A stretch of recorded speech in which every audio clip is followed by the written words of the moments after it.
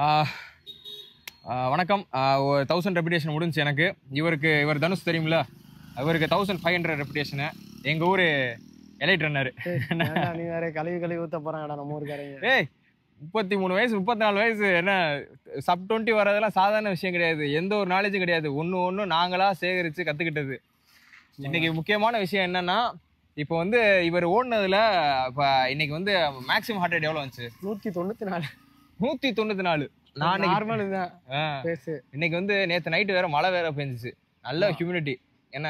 ஆனா இன்னைக்கு ஆரம்பிச்சது லேட்டு தான். என்ன ஆரம்பிச்ச லேட்டுனாலடா காலையிலேயே வந்து நல்லா மழை பெஞ்சிருந்துன்னா கூலிங்கா இருந்திருக்கும்.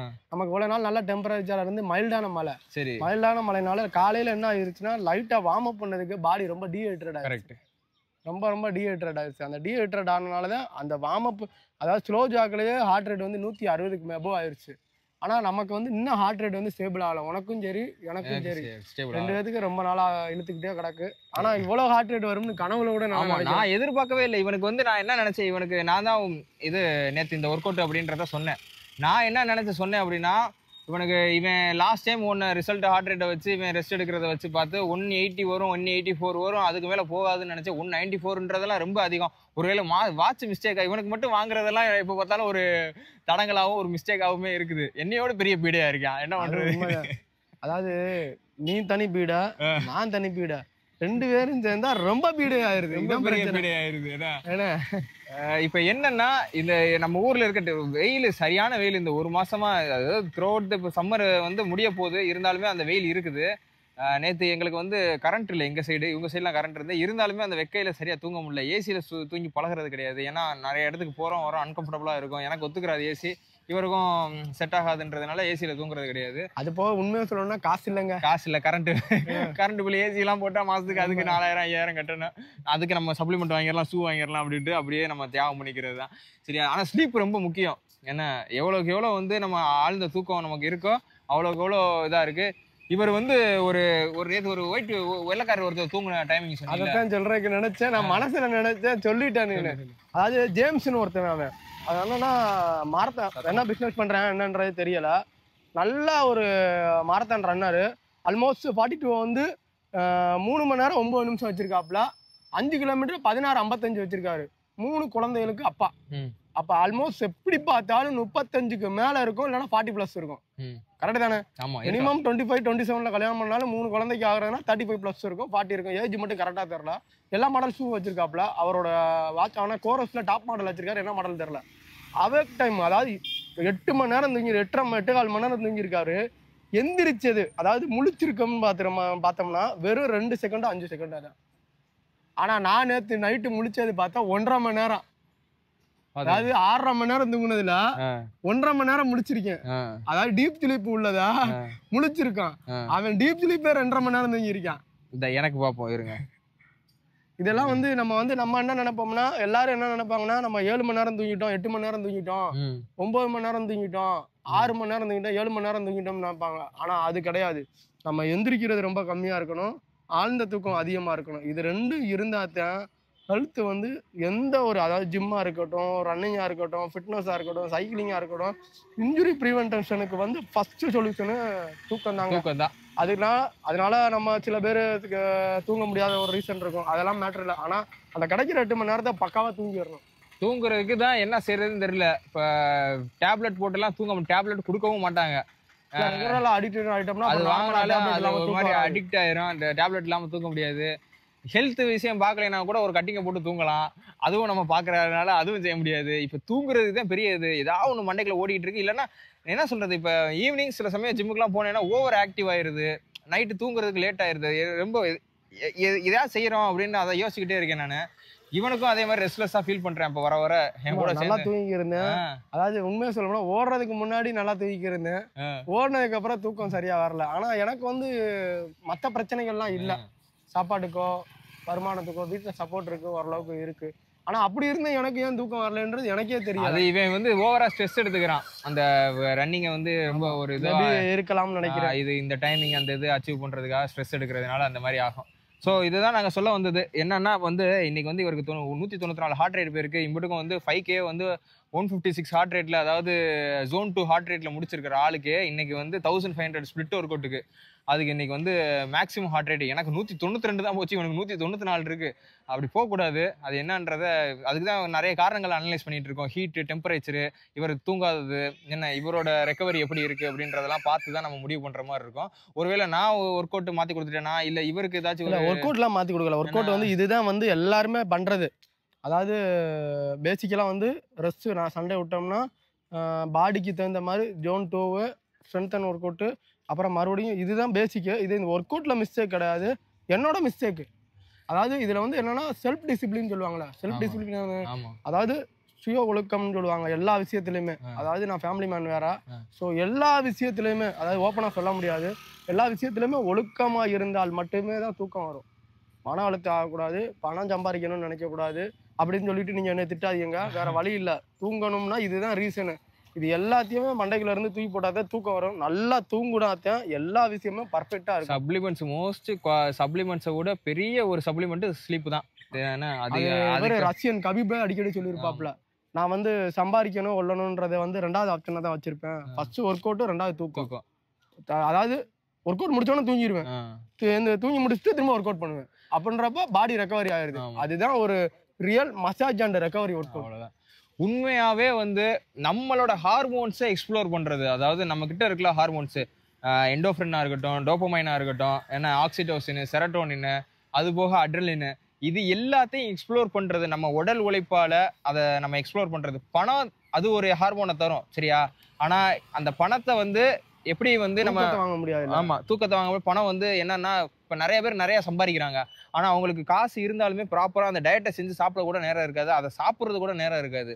நம்ம எப்படி சம்பாதிக்கணும் அப்படின்னா, நம்ம சம்பாதிக்கிற சாப்பாடை கரெக்டா, சம்பாதிக்கிற காசுல கரெக்டான சாப்பாடு, அதுக்கேற்ற மாதிரி ரெஸ்ட்டு, அதுக்கேற்ற மாதிரி வேலை, மனம் கோணாத வேலை, இந்த மாதிரி இருக்கிற மாதிரி ஒரு லைஃப் அமைச்சுக்கிட்டோம்னா நம்ம என்ன சொல்றது, ஆரோக்கியமாகவும் நான் வாழ்நாள் ஃபுல்லாக சந்தோஷமாகவும் இருக்கலாம். நினைச்ச பொருள் வாங்க முடியும், வாங்க முடியாதுன்றதுல 2வது. சரி, லைஃப் அட்வைஸ் மாதிரி ஆகி போகும். இப்போ என்னன்னா, இப்போ முக்கியமான என்னன்னா, இப்போ 2வது விஷயம், இப்போ ஒரு வந்து பெகாசஸ் தான் யூஸ் பண்றாரு. பெகாசஸ் 41 சரியா, இதுல இருந்து வாங்கிட்டு வந்தது. இது வந்து சிங்கப்பூர்ல இருந்து வாங்கிட்டு வந்து, இது லாஸ்ட் டைம் பெகாசஸ் தான் 41 தான் யூஸ் பண்ணாரு, சிங்கப்பூர்ல இருந்து யூஸ் பண்ணாரு. இப்போ நான் நோவா பிளாஸ்ட் போட்டுக்கிட்டு இருக்கேன். இந்த நோவா பிளாஸ்ட் வந்து மார்க்கெட்டிங் பண்ணல இந்த ஏசிஸை. இது எதுக்கு சொல்றேன்னா, ஈஸி ரன்னுக்கு இதுக்கு வந்து எப்படி இருக்கு அப்படின்னா, மோஸ்ட்லி வந்து அந்த ட்ராக்ல நான் போறது இல்லையில, எஸ்சிஐடியில் ட்ராக் எங்கேயும் சரியில்லை, அதனால நான் வந்து ரோட்ல தான் ஓடுறேன். ஸோ இந்த இதுக்கு என்ன இன்ஜுரி ப்ரிவென்ஷன் என்னவா இருக்கு அப்படின்னு பார்த்தீங்கன்னா, இந்த ஷூ தான் என்னை இத்தனை நாள் காப்பாத்துறது. ஏன்னா அவ்வளோ குஷனிங் வந்து சூப்பரான குஷனிங் ஷூ சரியா, அதுதான் என்னை இவ்வளோ நாள் காப்பாற்றி கொண்டு போய்கிட்டு இருக்குது. ஸோ நீங்கள் வந்து ஈஸி ரன்னுக்கு ஒரு 5 pace 530 pace up to 5 pace வரை நீங்கள் ஓட போறீங்க அப்படின்னா, 1 மணி நேரத்துக்கு மேலே 1 மணி நேரம் 1.5 மணி நேரம் ஓட போறீங்க அப்படின்னா தாராளமாக. ஏன்னா இந்த ஏசிஸ் நோவா பிளாஸ்ட்ல குஷனிங்க, ஜெல் சீரீஸ்ல இருக்க குஷனிங்க, இல்ல வேற அதர் பிராண்ட்ல இருக்கிற நல்ல ஒரு ஷூ, இந்த மாதிரி ட்ரை பண்ணுங்க. இப்போ இதெல்லாம் போட்டு ட்ராக்ல வந்து ஸ்பீட் ஒர்க் அவுட்டுக்கு, அதாவது 1000 5 கிலோமீட்டர் 1 மணி நேரத்துக்கு உள்ள வந்து ஸ்பீட் ஒர்க் அவுட்டா பிராக்டிஸ் பண்றதுக்கு இது செட் ஆகும் சரியா. 1 மணி நேரம் ஆயிடுச்சுனாவே 40 நிமிஷம் தான் சொல்ல போனா. இதுக்கு மேல இதை போட்டுட்டு ஈஸி ரன் ஓடணும்னா பெயின் வரதா செய்யும், இன்ஜுரி வர்றதுக்கு இது ஒரு ரீசனா இருக்கு. எனக்கு வருது. அதாவது இப்ப லெஃப்ட் நீ வந்து ஆங்கிள் வந்து சரி பண்ணிட்டேன், சாப்பாடுலயோ கொஞ்சம் ரெஸ்ட் எடுத்து ஐஸ் வச்சு கறிட்டேன். நீ வந்து திடீர்னு வலிக்குது. இந்த நீ வந்து வலிக்கிறதுக்கு எனக்கு வேலையே இல்லை. ஏன்னா நான் மற்ற வேலையில லோடு ஒர்க் பாக்குறது இல்லை, சும்மாவே தான் உட்காந்துருக்கு, எழுதுற வேலை தான் எனக்கு. ஆனா எனக்கு வந்து வலிக்குது. ப்ராப்பர் ப்ரோட்டீன் எடுத்துக்கிறேன், ப்ராப்பர் சப்ளிமெண்ட் எடுத்துக்கிறேன், ஆனா ஏன் வலிக்குதுன்னா ஷூ தான் காரணம். ஆனா நம்ம நினைப்போம் ஷூக்கு போய் இவ்வளவு செலவழிக்கிறதா கொள்றதான்னு, ஆனா வேற வழியே இல்ல. ரன்னிங் லாங் டிஸ்டன்ஸ் ஓடணும்னா ஃபர்ஸ்ட் எடுத்து வச்சுக்கிறது ஷூக்கு எடுத்து வச்சுக்கணும். ஷூ சாப்பாடு ரெண்டுக்கும் எடுத்து தான் வச்சாகணும். ஏன்னா அதோட பேரலா ஸ்ட்ரென்த் ட்ரைனிங்கை வெயிட் அடிக்கிறதும் மேக்ஸிமம் பண்ணிட்டே வாங்க, அப்பதான் மசில் லாஸ் ஆகாம இருக்கும் சரியா. ஓகே மார்க்கு உள்ளவா, மார்க்கு உள்ளவா, துண்டை வச்சுட்டு வா. இப்போ எங்களுக்கு கிடைச்ச ப்ராடக்ட்ல எங்கிட்டு வா. இப்போ இவரை வந்து ட்ரெயின் பண்ணது இப்போ நான் வந்து ஒரு 2 வாரமாக ட்ரைனிங் கொடுத்துக்கிட்டு இருக்கேன். இப்போ நான் கொடுக்குறத தாங்குற அளவுக்கு இவருக்கு உடம்பு ரெடி பண்ண ஆளுன்னு பார்த்தீங்கன்னா இவர் தான். இவர் என்ன பண்ணார் அப்படின்னா, 1 மாதம் 2 மாசமா வெறும் எண்டூரன்ஸு ஸ்ட்ரென்த்து இதை மட்டும்தான் கொடுத்து உடம்பை ஸ்ட்ரென்த் பண்ணாப்புல. அதுக்கப்புறம் தான் இவருக்கு நாங்கள் ஸ்பீட் ஒர்க் அவுட்டே கொடுக்க ஆரம்பித்தோம். இன்னைக்கு 3000 என்ன டைமிங்கில் முடிச்சிருக்காரு அப்படின்னா 14.5 நிமிஷம். இவர் ஓவர் வெயிட்ல இருந்தாலும் ஆக்டிவிட்டியே இல்லாத ஆளு, 80 ப்ளஸ் வெயிட், என்ன கிட்டத்தட்ட என் வெயிட்டுக்கு மேலே இருந்தாப்புல. இன்னைக்கு ஃபேட்டா இருந்தது இன்னைக்கு ஓரளவு வந்து ஒரு 10 புஷ்அப் போடுறாரு, ஒரு 5 புல்லப் போடுறாரு, அப்டமன் அடிக்கிறாப்ல, தொட்டு இன்னைக்கு வந்து 1000 வந்து 430 பேஸ்ல இன்னைக்கு ஒரு 1000 பண்ணாப்ல. அது ஆல் அவுட் கிடையாது. அது வந்து ஒரு ரெப்பா தான் பண்ண சொன்னேன். என் கூட ஒரு கம்பெனிக்காக ஒரு இது கொடுத்துருந்தேன். 3000 + 1000 2 கிலோமீட்டர் வாங்கும்போ 1 கிலோமீட்டர் கூல் டவுன் இன்னைக்கு மொத்தம் ஒரு நாளைக்கு கிட்டத்தட்ட ஒரு 8 to 10 கிலோமீட்டர் கவர் பண்றாரு. இவருக்கு ஏஜ் இருக்கு. ரெண்டாவது இவருக்கு அந்த அளவுக்கு வருமானம் இருக்கா அவங்க குடும்பத்துல, அந்த அளவுக்கு சாப்பிட்றாருன்றதெல்லாம் அது கேள்விக்குறி தான். அது அந்த அளவுக்கு கிடையாது. அதை நம்ம ஒத்துக்கிட்டே ஆகணும். இது எதுக்கு சொல்றேன்னா, இப்ப எஸ்எஸ்சி ஜிடிக்கும் சரி, என் கூட இன்னொருத்தர் அன்பு ஆகாஷ்ன்னு 2 பேர் ட்ரெயின் ஆறாங்க, புதுசா வந்திருக்காங்க. இவங்க எல்லாம் இத்தனை நாள் ஆக்டிவிட்டியே இல்லாத ஆளு, திருதுப்புன்னு வந்து உள்ளக்க நுழைஞ்சிருக்காங்க. அன்பு ஆகாஷ் வந்து ஒரு 2 கிலோமீட்டர் ஓடுற ஆளு. அவருக்கு என்ன பிரச்சனைனா, இப்ப ரன்னர்ஸ் நீ ஐடி பேண்ட் இந்த இடத்துல வந்து வலிக்குது. அது என்னன்றது சரியா, அது ஐடி பேண்ட் இன்ஜுரி தான் அது. இந்த இடம் வலிக்குது அப்படின்ட்டு பயந்துக்கிட்டு நான் வந்து ஓட வேணாம், ரெஸ்ட் விட்டுருங்க அப்படின்னு சொல்லி இந்த வாரம் ஃபுல்லா அவருக்கு ரெஸ்ட். அன்புக்கும் அதே மாதிரி ரெஸ்ட். அந்த நீ பேண்ட் வாங்கி போட்டிருக்கோம். இது எதுக்கு இதை சொல்றேன்னா, ஒரு 1000 கிலோமீட்டர் ஆச்சு என்னடா குறைஞ்சது. ஆமா 1000 சொல்ல முடியாது. அட்லீஸ்ட் ஒரு 6 மந்த்ல இருந்து 8 மந்த் 1000 வந்துரும்ல. அப்படி கன்சிஸ்டன்டா வந்தா அது வராது. அவ்வளவு பண்ண மாட்டாங்களே. ஒரு நாளைக்கு என்ன 3 கிலோமீட்டர் 4 கிலோமீட்டர் வாங்க, அவ்வளவுதான் பண்ணுவாங்க. அவ்வளவுதான். அதாவது மினிமம் 6 மந்த் கண்டினியூவா ஓடிக்கிட்டே இருந்தாதான் பாடி வந்து ஃபவுண்டேஷன் சொல்லுவாங்க. ஃபவுண்டேஷன் ஸ்ட்ராங்கா இருக்கணும். ஸ்ட்ராங்கா இருந்தாதான் நம்ம அவங்கள வந்து எல்லாத்தையும் பில்ட் பண்ண முடியும். அதுக்காண்டி எடுத்தோன்னே சில பேர்லாம் என்னன்னா ஜிடிக்கு எல்லாமே என்ன வந்துடுறாங்கன்னா 2 மாசத்துல ரெடி பண்ணணும், 1 மாசத்துல ரெடி பண்ணணும், 3 மாசத்துல ரெடி பண்ணணும்னா அது இன்ஜுரி வரத்தான் செய்யும். நமக்கே இவ்வளவு ஒர்க் அவுட் பண்றோம், இவ்வளவு நாலேஜ் அதாவது நிறைய கத்துக்கிட்டோம்னு இல்ல, முடிஞ்ச அளவு கத்துக்கிட்டு இருக்கோம். ஆனா நமக்கே இன்ஜுரி வரத்தான் செய்யுது. அப்ப அவங்க எல்லாம் ஷார்ட் பீரியட்ல வரும்போது ப்ராப்ளம் வரத்தானே செய்யும். அதனால மினிமம் ஆக்டிவிட்டிஸா பண்ணணும். ஆமா பண்ணு. இப்ப ஏதாவது ஒரு எக்ஸாம் படிக்கிறீங்க அப்படின்னா டெய்லி ஒரு 4 கிலோமீட்டர் 3 கிலோமீட்டர் ஓடிக்கிட்டே இருந்தீங்கன்னா பில்ட் ஆகி ஸ்ட்ரென்த் ஆயிரும் கால். அதுக்கப்புறம் ஸ்பீட் ஒர்க். அதாவது என்ன சொல்ல வரேன்னா, படிக்கிறது எவ்வளவு நேரம் ஆனாலும் படிங்க. அதாவது டீ காஃபி குடிக்கிற நேரம், ஃப்ரெண்ட்ஸுகளோட கொஞ்சம் நேரம் பேசுற நேரம், அந்த டைமிங் கூடவா நமக்கு ஒர்க் அவுட் பண்றது கிடைக்க மாட்டேங்குது. எல்லாரும் டைம் இல்லைன்னு சொல்றாங்க. படிக்கிற பசங்க அந்த இது பண்றோம். ஒரு 1/2 hour பண்ணாலுமே அது ரிஃப்ரெஷ் ஆகிக்கிறோம். அது ஸ்ட்ரென்தன் ஆகிக்கிறது. கடைசியில அவங்க ஏதாவது ஒரு ஆக்டிவிட்டிஸ் போகும்போது ஈஸியா ஆகிக்கிறது. அதுக்கு மஸ்ட் ஒரு 1/2 மணி நேரம் பண்ணியே ஆகணும். சரி மார்க், நீ ஏதாவது சொல்றியா? இருடா சொல்றா. சரி உன்னோட இது ஜேர்னியை பத்தி சொல்லு ஏதாச்சும். சரி விடுங்க, அடுத்த வீடியோல நம்ம மார்க்கை பேச வைப்போம். ஓகேவா? இன்னைக்கு வந்து நாங்க 1000 ரெபிடேஷன் 430 பேஸ் 2, 420 425 2, 420 22 ஆல் அவுட்னு கிடையாது. 410 415 அந்த இதுல 1 எனக்கு 7 ரெபிடேஷன். இவருக்கு 1500 என்னென்ன டைமிங்? 5 ரெபிடேஷன் 430 420 410 4350 வந்துச்சு.